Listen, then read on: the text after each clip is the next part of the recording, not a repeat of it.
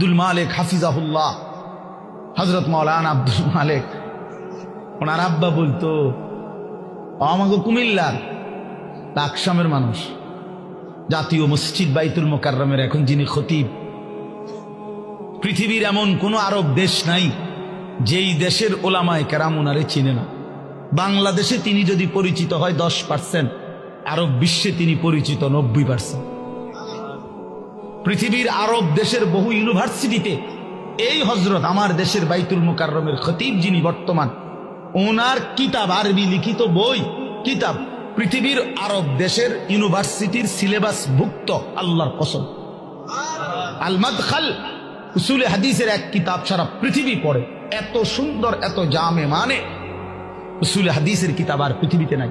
মানে হাদিসের বিষয়ের যত নিয়ম কানুন, হাদিস শাস্ত্রের, এটার উপরে ওনার লিখিত কিতাব, অনেক কিতাব, অনেক কিতাব।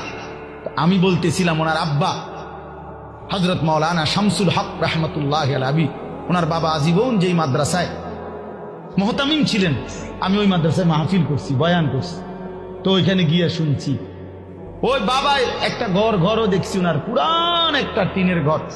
তো ওনার আব্বা বলতেন সবসময়, আব্দুল মালিক তোরে লইয়া আমার বেশি চিন্তা, তারে দিয়া কি হইব,